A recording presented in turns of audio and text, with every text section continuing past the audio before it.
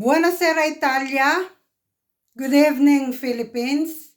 Ito na po yung pinaka-aantay natin, pinakahihintay. Proclamation of President-elect Ferdinand Romualdez Marcos Jr. and Vice President-elect Sara Duterte. Panoorin po natin, no? Ito po yung inaabangan natin lahat.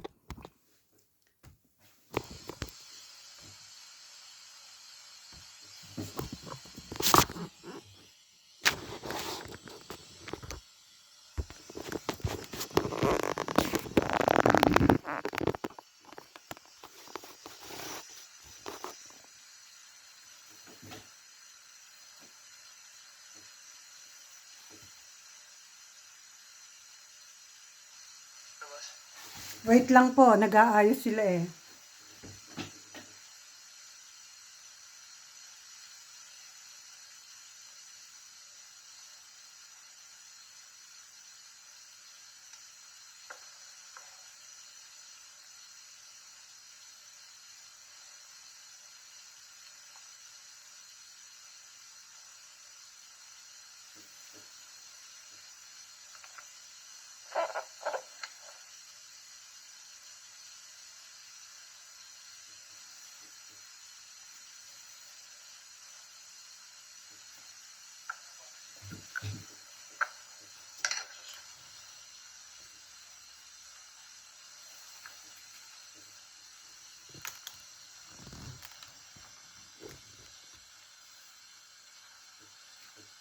On the part of the Senate, the joint public session is resumed. On the part of the House of Representatives, the joint public session is resumed.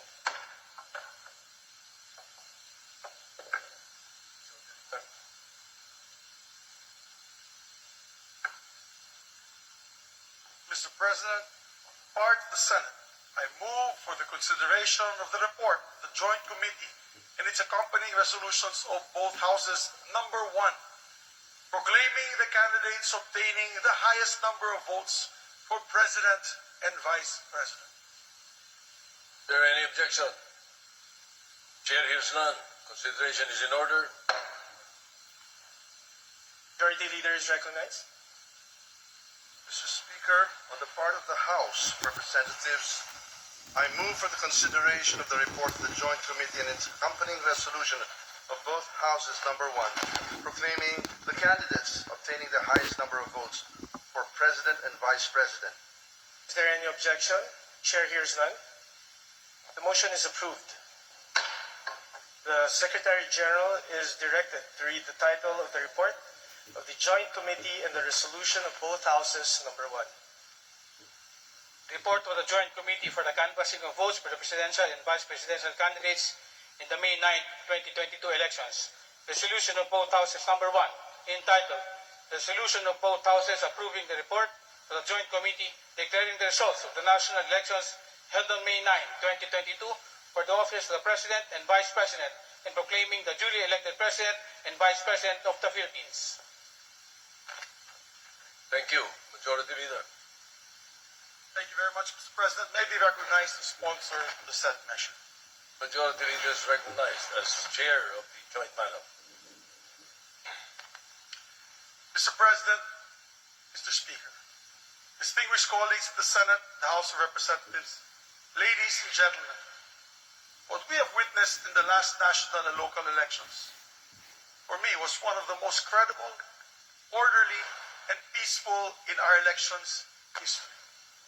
Don't just take it from me, as this is reflected in the assessments of different media outfits, election watchdogs, and civil society organizations, including the Parish Pastoral Council for Responsible Voting.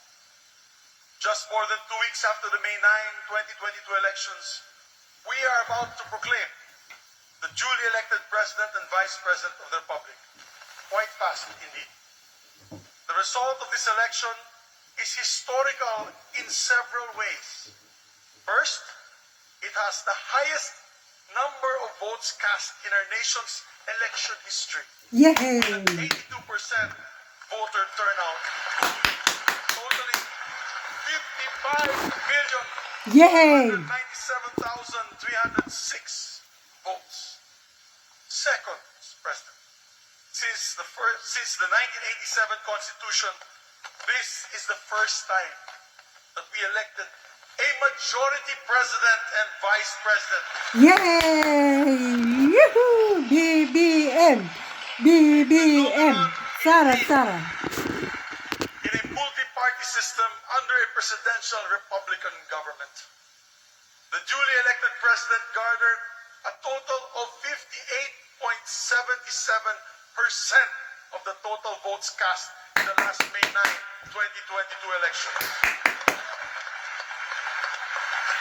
And the duly elected vice president gathered a total of 61.53% of the total votes cast.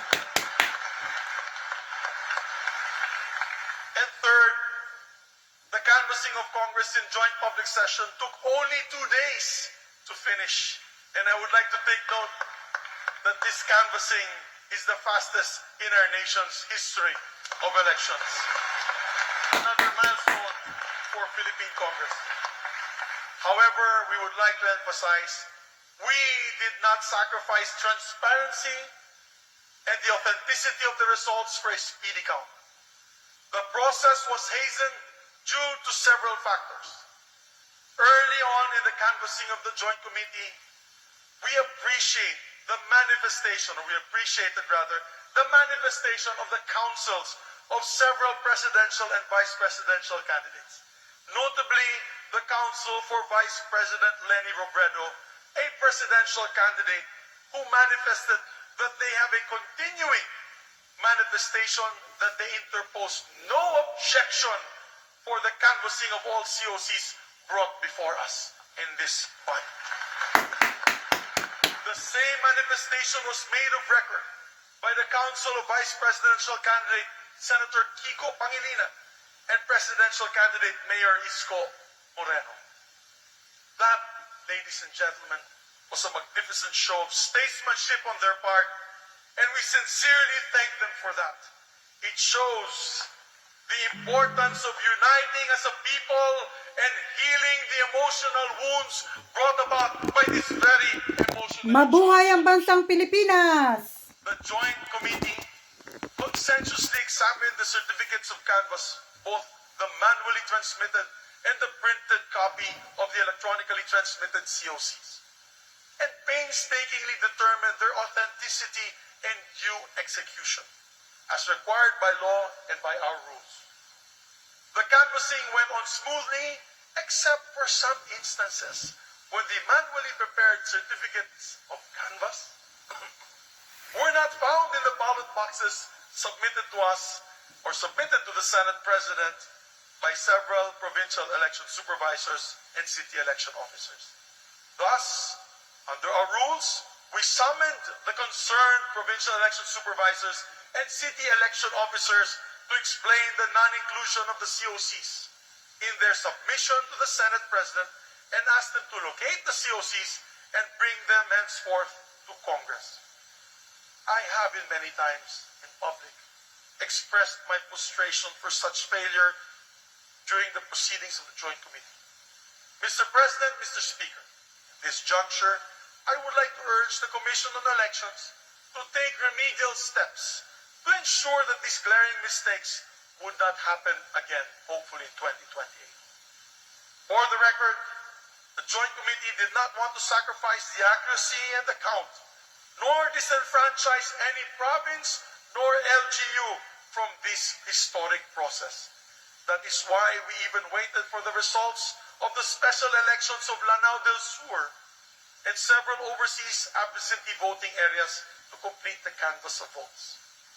Another factor which truly helped make the canvassing of votes so efficient, Mr. Speaker, Mr. President, was the masterful handling of my co-chair, the Honorable House Majority Leader Martin Romualdez.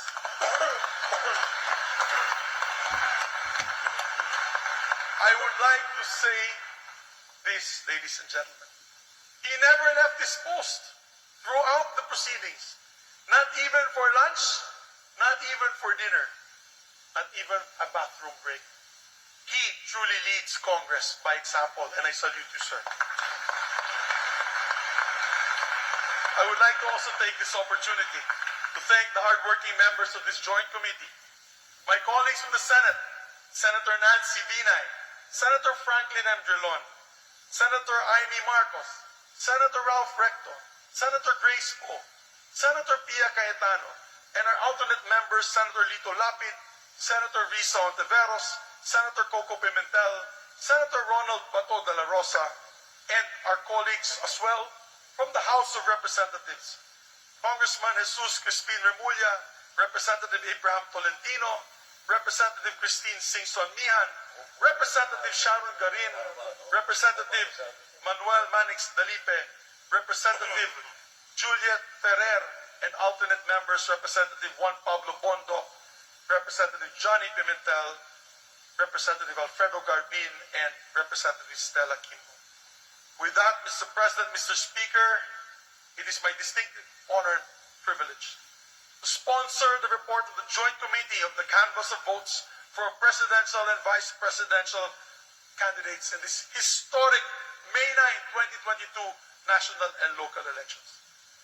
The Joint Committee, Your Honors, canvassed a total of 171 COCs from provinces, highly urbanized cities, local absentee voting, overseas absentee voting, and found all of them to be authentic and duly executed. The results, Your Honor, of the canvass shows that Ferdinand Bongbong Romualdez Marcos Jr. obtained the highest number of votes for the position of president, garnering a total of 31,629,783 votes. Yay!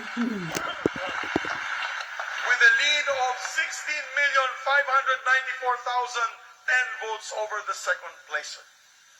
On the other hand, Madam Inday Sara Zimmerman Duterte obtained the highest number of votes for vice president with 32,208,417 votes Yay! Ang galing! of 22,879,210 votes over her closest opponent.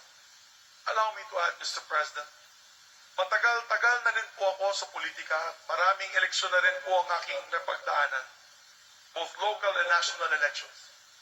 At ngayon lang po ako nakakita nitong dalawang kandidato kapag nagmo-motorcade ay kilo-kilometro po ang taong nag-aabang. Sa kainitan ng araw at hindi alintana ang init. May mga rallies din po kami na kasaganan ay nag-uulan at nananatili po ang tao. Yan ang masasabi natin, umulan na tumaraw man ay kasama pa rin po natin ang ating mga kababayan. May mga kaugnayan po tayo na pamilya ang nag-aabang at nagdadala pang sariling baon para sa kanilang tanghalian. Mga galing sa kanayunan, Mr. Speaker, Mr. President, talagang nakakamangha at ngayon ko pulang nasaksihan na ganyan na pagtanggap sa ating mga kababayan sa ating dalawang kandidato. In this election, truly, Mr. President, Mr. Speaker, President-elect Bongbong Marcos and Vice President-elect Sara Duterte were truly rock stars. However, the greater task of the victors today is to unite our countrymen for nation building. That begins today. Yay! This weighs heavy on their shoulders. Yay! Mr. President, Mr. Speaker, Ecclesiastes 3 says, there is a time for everything.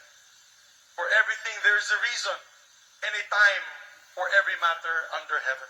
Amen! Today, let me urge our kababayan, ating mga kababayan na nakikinig po ngayon, that it is a time to heal from this divisive campaign. It is a time to respect the will of the majority of our electorate. And most importantly, it is a time to unite for the welfare and progress of our people and rally behind our flag and our country. Mr. President, with an overwhelming victory of our President-elect Ferdinand Romualdez Marcos Jr. and Vice President Inday Sara Duterte, I am convinced that the Filipino electorate heeded the clarion call to unite for progress and to get out of the suffering caused by the COVID-19 pandemic. It is a resounding affirmation of the Filipinos' desire to move forward and jumpstart our economy. And finally, today is a triumph of our democracy. Mabuhay ang ating demokrasya. Maraming salamat po. Mabuhay ang demokrasya, mabuhay ang bansang Pilipinas. The Majority Leader of the House of Representatives is recognized. Mr. Speaker, may I be recognized to sponsor the report of the Joint Committee. The Majority Leader and Chairperson of the House Panel of the Joint Committees is recognized to deliver the sponsorship speech. Mr. Senate President, Mr. Speaker, distinguished colleagues, guests, ladies and gentlemen, the joint public session of Congress to canvass the votes for the duly elected President and Vice President in the elections of May 9, 2022, is honored and privileged to submit its report to the honorable members of the Senate and the House of Representatives in joint public session. Pursuant to the constitutional mandate of Congress and the instruction of the joint session of Congress, the Joint Committee convened on May 24, 2022 to canvass and tally the votes for the President and the Vice President. After just a day of canvassing, the task had been completed and we were set to proclaim the duly elected President and Vice President of the Republic of the Philippines. The proceedings of the 2022 joint public session has been the fastest canvassing of the presidential and vice president elections results in the country since it adopted the automated election system. Foremost, due recognition must be given to the members of the Joint Committee who work round the clock to canvass the votes in order to proclaim the winners in the soonest possible time without sacrificing accuracy and fairness. The Senate panel headed by the Senate Majority Leader Juan Miguel Mix F. Zubiri, Senator Maria Lourdes Nancy S. Binay, Senator Franklin M. Drilon, Senator Amy R. Marcos, Senator Grace L. Poe, Senator Ralph G. Recto, Senator Pia S. Cayetano as members, and Senator Manuel Lito M. Lapid, Senator Risa Ontiveros, Senator Aquino Coco III, Senator Ronaldo Pato de la Rosa as alternate members. Likewise, we also take note of the diligence of the members of the House panel. Representative Jesus Crispin C. Remulla, Representative Abraham Bambol N. Tolentino, Representative Christine Singson Mihan, Representative Sharon S. Garin, Representative Manuel Jose Manix Dalipe, Representative Juliet Marie de Leon Ferrer as members, and Representatives Juan Pablo Rimpi B. Dondoc, Representative Johnny T. Pimentel, Representative Alfredo Jr. A. Carbin, and Representative Stella Luz A. Kimbo as alternate members. Credit must also be given to the officers and staff of the Commission on Elections who were able to immediately respond to the directives of the Joint Committee to explain the missing physically delivered COCs. The concerned Provincial Board of Canvassers, through their provincial election supervisors, were able to explain before the Joint Committee through virtual communication the whereabouts of the COCs. The chairpersons proceeded with the canvassing of the electronically transmitted COCs and required provincial election supervisors to submit the actual original copies of the COC. We also commend the members of the Secretariat and the Joint Committee, both from the Senate and the House of Representatives, for their support and assistance and the members of the media who were with us throughout the proceedings. We also express our gratitude and appreciation to the counsels of the candidates who have manifested their graciousness of their respective candidates in recognizing the integrity of this election. Indeed, the healing of the country has begun, and we urge everyone to unite as a nation. Finally, credit is due to the more than 55 million Filipinos out of more than 66 million registered voters who, amidst the threat of the COVID-19, braved the long queues to exercise their right of suffrage, resulting in a record-breaking 83.11% voter turnout. Indeed, our democracy is alive and vibrant. Ever-growing political interest shown by our electorate is symbolic of the people's clamor for change, prosperity, and progress.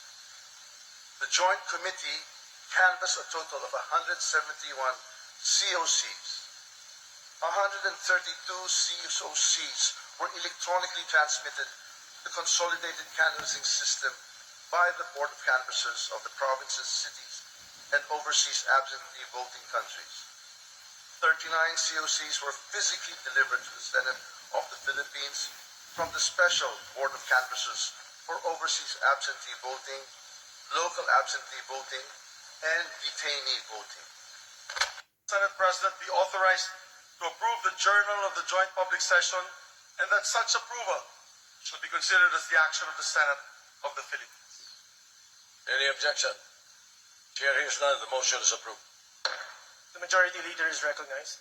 Mr. Speaker, on the part of the House of Representatives, I move that the Honorable Speaker be authorized to approve the Journal of the Joint Public Session, and such approval be considered as the action of the House of Representatives.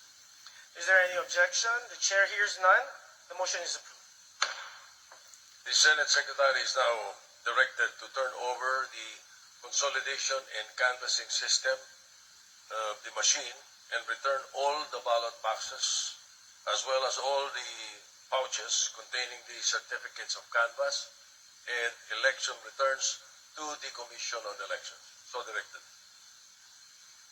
President, on the Your part of the Leader. Senate, I move that we designate the members of the Senate panel for the Joint Committee as members of the Notification Committee. If there is no objection, the Chair appoints the members or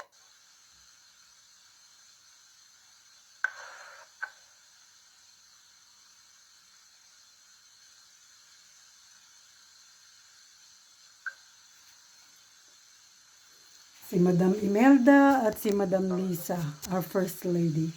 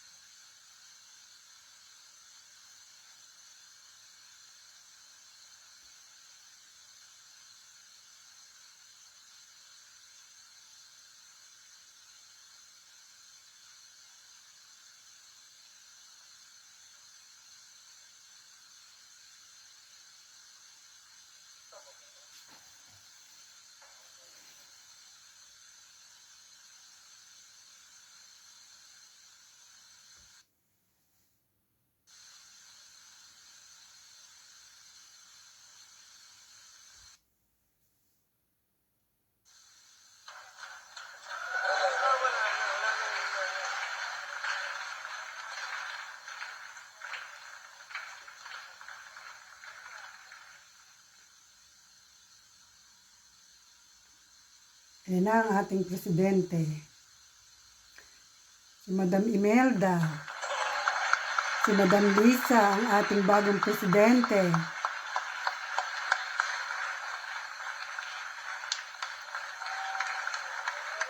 na iproklama na.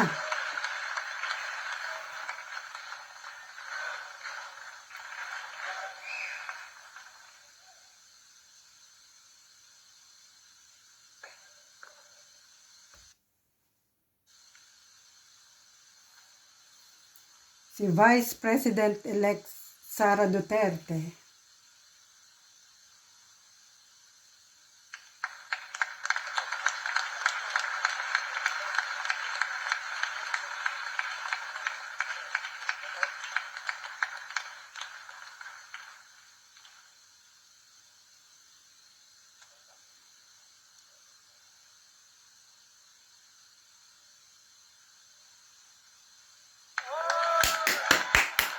Congratulations po, Madam Sara Duterte, our Vice President.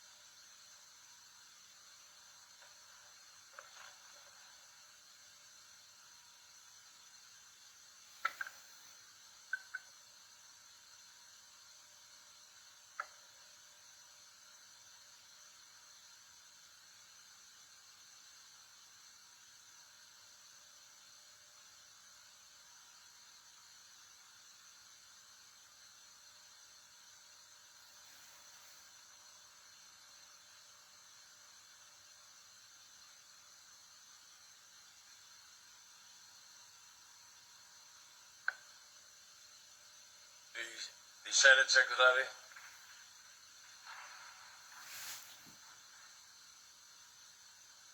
Ladies and gentlemen of the 18th Congress, Ferdinand Romualdez Marcos Jr., the duly elected President of the Republic of the Philippines.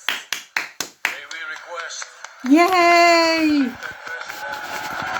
President Ferdinand Romualdez Marcos Jr. to proceed to the rostrum. May we also request the family of the duly elected President Ferdinand Bongbong Romualdez Marcos Jr. to accompany him to the rostrum.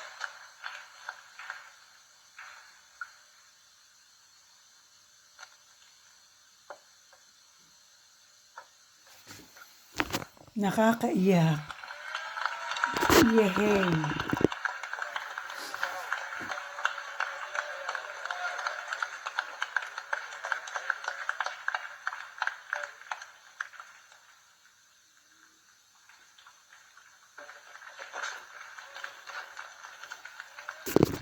Para nakikita ko yung tatay niya, si Ferdinand Edralin Marcos, sa kanyang katauhan.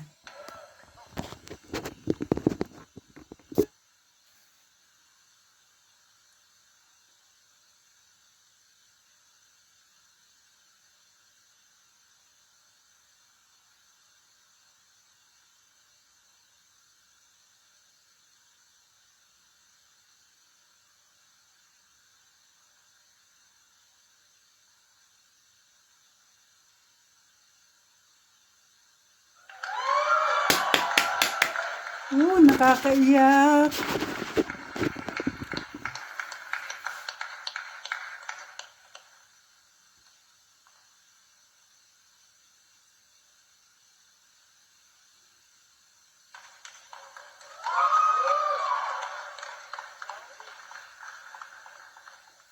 Si Madam Imelda. Talaga nakakapatulo ng luha.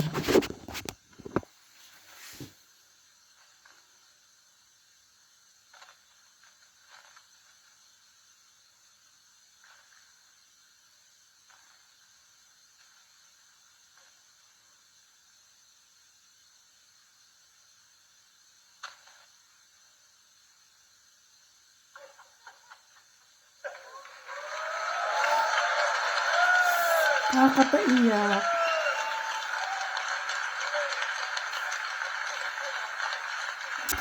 Nakakapatulo ng luha.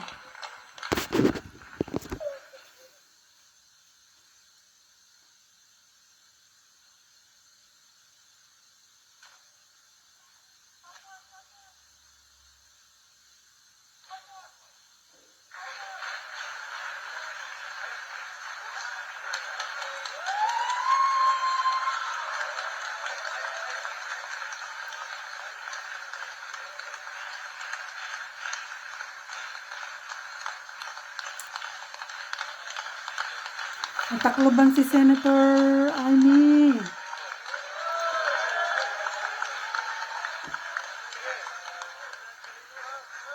Yay! Nakakapaiyak talaga.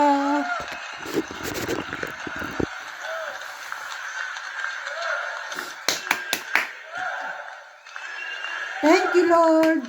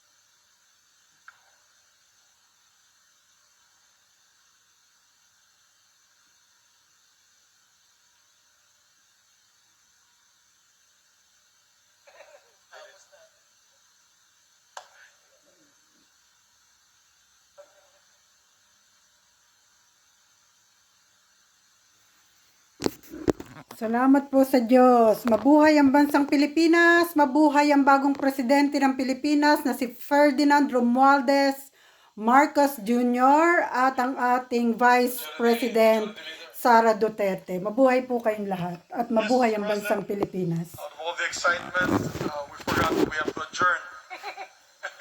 Therefore, Mr. President, on the part of the Senate, I move that we adjourn this historic joint public session. On the part of the Senate, this joint public session is hereby adjourned. Majority Leader of the House of Representatives. Mr. Speaker, on the part of the House, I move to join the joint session. On the part of the House of Representatives, this historic joint public session is adjourned. Yes! Mabuhay! Mabuhay ang bansang Pilipinas. Salamat po sa panonood.